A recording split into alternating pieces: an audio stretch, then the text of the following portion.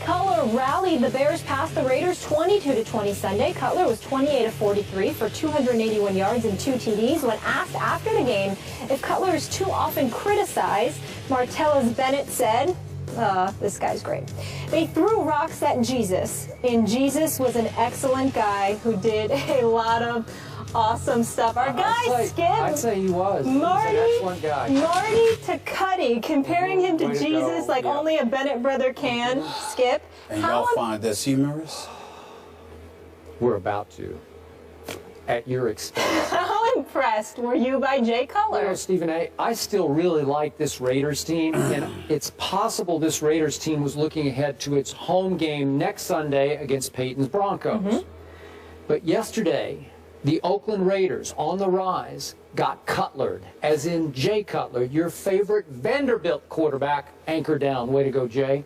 Jay Cutler wasn't really supposed to be back yet from his pulled hamstring. He sucked it up, gutted it up, and played yesterday. Way to go, Jay Cutler. And he lost his starting center early to a broken leg, and he was already down 2 other offensive line starters.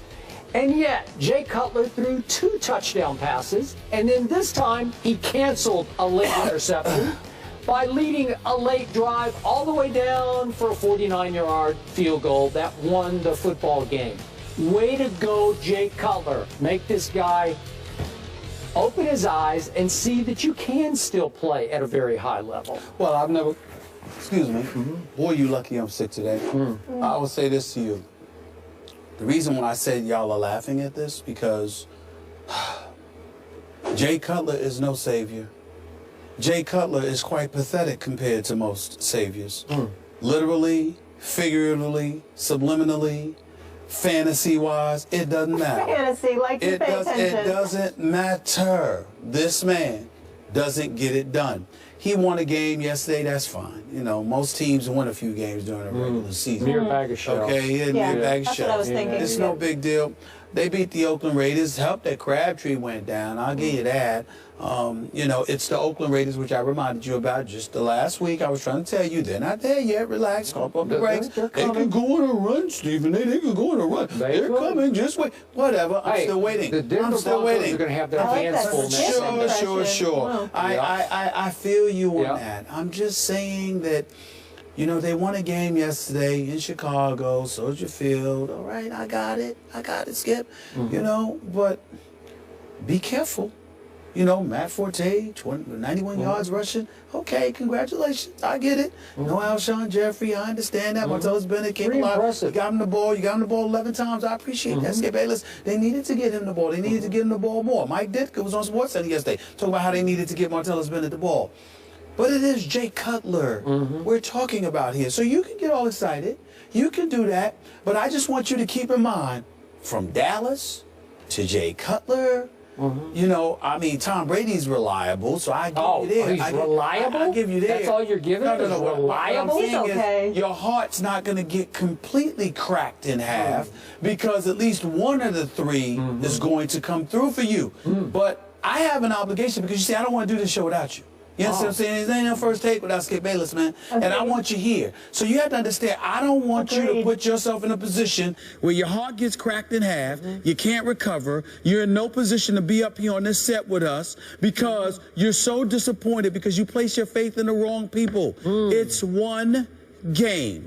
Pump the brakes, calm down, relax, chill, because Jay Cutler will not let you down. He will screw up again on several occasions before this season's over. Don't even worry about it. Jay Cutler does not have my heart. John Fox don't even believe in him. That's why he's sitting up there and cleaning house. Don't be surprised if Matt Forte is next. Trust me. Cowboys, they don't get rid of Brady, everybody. Spurs. Please. They have your heart. Those 3, right? please. And the show. Yeah, and they really haven't let me down. And Ernestine, all those. Yeah. That's who has your heart.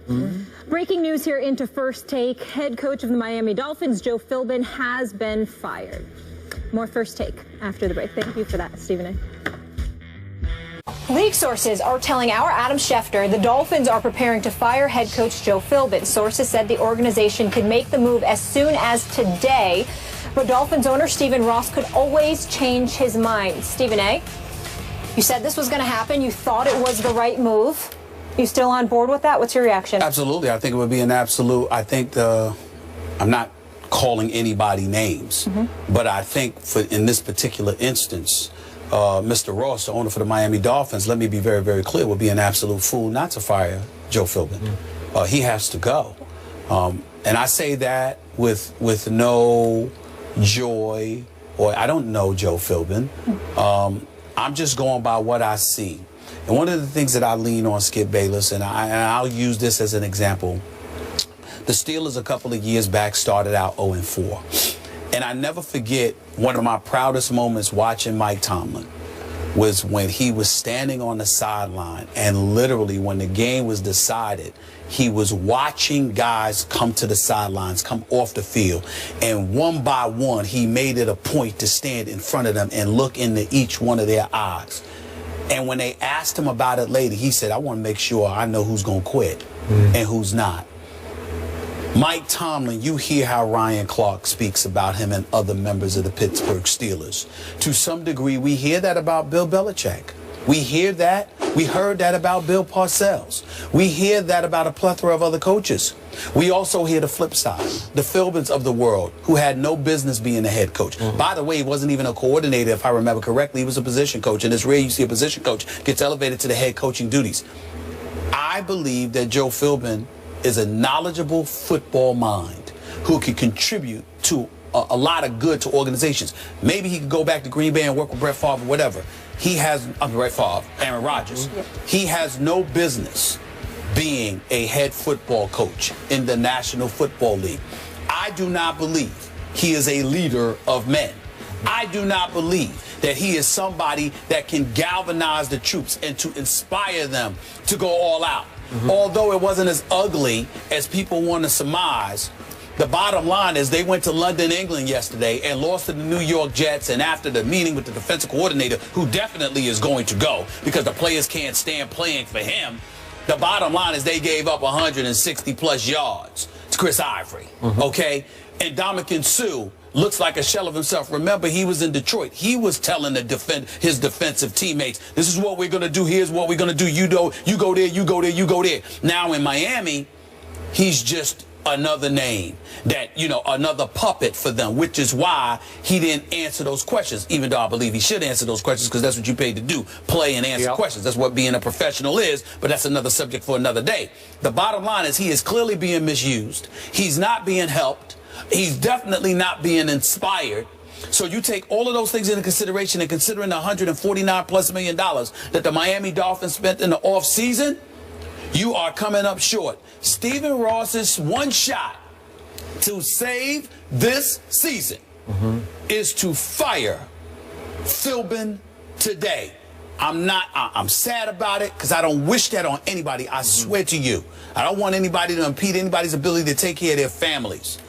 But I'm sure he'll get a severance package, and before long he'll land someplace else with a job as a coordinator or position coach. He just don't need to be a head coach, especially in Miami. It is time for Philbin to go, and I expect, not hope, I expect Ross to announce that decision within the next couple of hours. You think that would save the season for this team? I think it's the only shot to save the season. I don't think I'm not saying it'll work. I'm saying it's their only shot. Okay. I have thought Philbin was in over his head since, remember when Hard Knocks did the Dolphins camp? Yeah. Lost track. With him and Ocho Cinco. Yeah, that really rubbed me the wrong way, too. Me too. Yeah. Okay, the problem here is that somebody committed long-term to Ryan Tannehill as the face of the franchise quarterback. And that was a big mistake. And I said it before the draft, but right now Ryan Tannehill's QBR is 32 on a scale of 0 to 100. And yesterday, on third down, Ryan Tannehill's offense was 0 for 12, and on fourth down, 0 for 4, a combined 0 for 16. He's not good enough to save the season. That's just me. I've said it from the start, and I've been consistent. So you got two big issues. You have a head coach, and you have a quarterback. You can't undo the quarterback, and I don't know who should be responsible for signing the quarterback. Was it just Philbin? Did Ross have a hand in that? Was it from the executives, the general manager? I don't know. But in the end, you also gave an astounding amount of money to a Suh who doesn't have leadership intangibles to me in the locker room. He is sort of his own guy. And as long as you let him do his own thing, I don't know about him calling out signals to the other defenders, maybe so. But Not signals. I'm just saying that he was telling guys where they should be on the field. That's what the other football analysts say. Okay, but to me, he's not a leader in the locker room that you need when you pay that guy that much money. Okay. I don't think he was a leader in Detroit, and so he's not rubbing off on the rest of the team. So you have a great defensive lineman, though some people wonder about his effort from play to play. I don't know about that, but you have a quarterback who's not big time. So you're going to have problems. You could put another coach in there, and I'm not sure you could turn it around quickly. But Skip, the thing about it is that all the aficionados say that he was worth the money because of what he means to that defense, clogging the line of scrimmage, neutralizing your running game. I think the indictment against Joe Philbin is that they're running all over the Miami Dolphins. They can't stop the run to save their life. Ryan Tannehill being overpaid, I personally don't think he's overpaid. I think that when you look at the $45 million, considering the money that's being doled out, the fact that Jay Cutler is guaranteed $9 more million than Ryan Tannehill, I think he's somewhat of a bargain. I just think that you have to put the necessary pieces around him. You can't bring in Wallace and expect him to do this. Hartline is gone as well. You had him in there. He was supposed to be something. Yep. You know, you just look at the personnel decisions that were made. Skip, it's almost like they're lifeless. And let me tell you something right now. And I know it's just something on the periphery, and people don't take this into consideration. But I'm going to tell y'all again, and people need to learn to listen to me when I say stuff like this because it's important. Where you play matters sometimes. You can't be in South Beach with those distractions, and you ain't ultra motivated. You have to be. A Kobe Bryant can play in South Beach. A Kevin Durant and a LeBron and them, they can play in South Beach. Dudes who are full. Russell Westbrook can play in South Beach. But you can't have somebody that's easily distracted. I get it. And they're in Miami. All I'm trying to say to you is that when stuff like that happens, you got to have that extra motivational skill inside of you when you don't have the personnel that fits that. Philbin ain't that dude. That's my issue. Tomlin, if coaching Mike in South Beach, he could do that. Okay. You need people like that. But at 0-4, he still had Big Ben. Right? I understand that. Okay, so you're okay. I understand that, but I'm just saying when things were falling apart, cats didn't go out there and give up. You got guys calling out the defensive coordinator. They tweeting about being gone. And, you know, all of this kind of stuff going on. In the middle of the game, you can't have that. Nope. They got to go. Coach got to go. Got to go. Like the Eagles, this Dolphins team, a lot of people were optimistic going into the season that they were going to be very strong. Now they're sitting at 1-3 in the AFC East. After the break, Jay Cutler leads Chicago to their first win of the season. Woohoo! How impressed is Stephen A. by the Bears franchise quarterback? Can't wait for that. Find out next.